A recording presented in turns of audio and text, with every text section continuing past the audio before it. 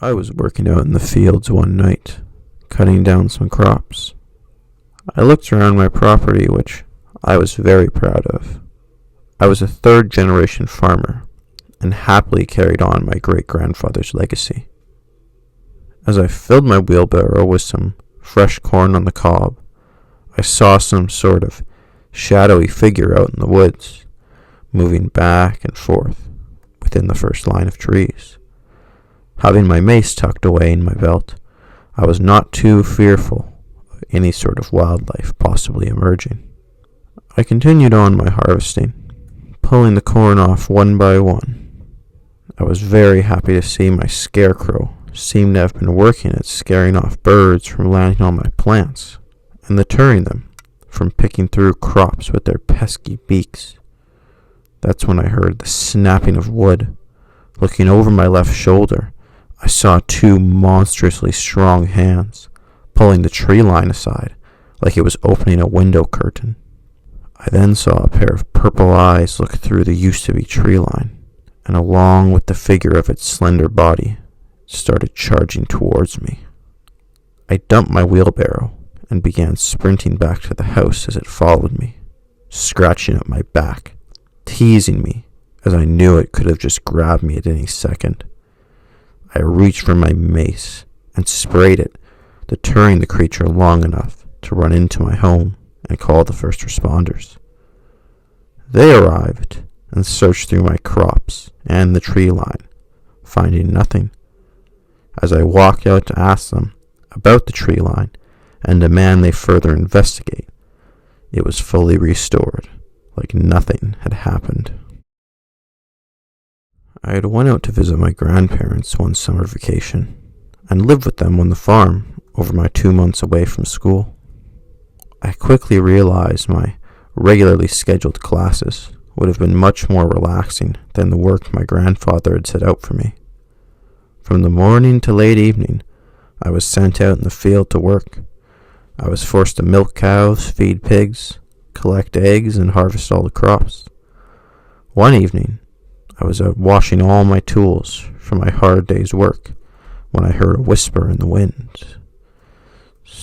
"Your grandfather isn't who he seems. I've been buried too long." Until I felt a cold hand on the back of my shoulder. Quickly turning around, I saw there was no one and nothing behind me. So I quickened my pace, trying to finish my work before my paranoia got the best of me. I put my tools away in the barn, saying goodnight to all the animals, and began to make my way back to the house until I saw the crops of the cornfield swaying. As I now regret, I walked over to investigate. I parted the first few layers and saw a ghostly beheaded man standing with what seemed like his own head tucked under his elbow. I sprinted back to the house, slamming the door shut behind me and diving into my bed, covering my head with the covers, trying to sleep off what I had seen as a bad dream. I worked like a dog the rest of that summer, finishing all my chores before the sun went down, never having to be in that field alone again at night.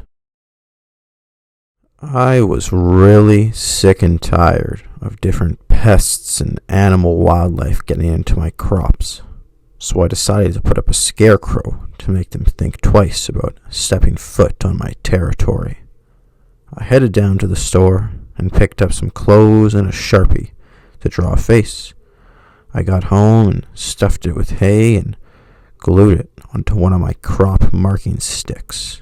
As I worked out in the field that summer, I would always joke around talking to it, making fun of its lack of consciousness and taking out my frustration by punching and kicking it when I pulled a bad crop or didn't get the amount of milk I wanted from one of my cows. I made it a bit of a daily tradition to take out my frustration on my newfound punching bag.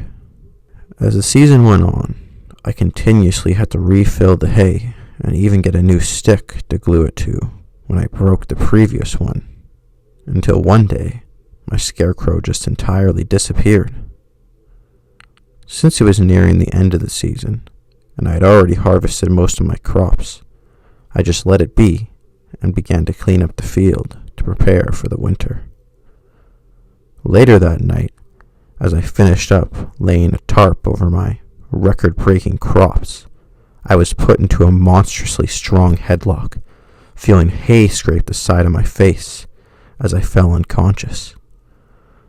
I woke up minutes later as I saw what looked like my scarecrow take off into the woods. I got up to check my barn, seeing my animals all butchered, along with a note reading, "No consciousness is something we share."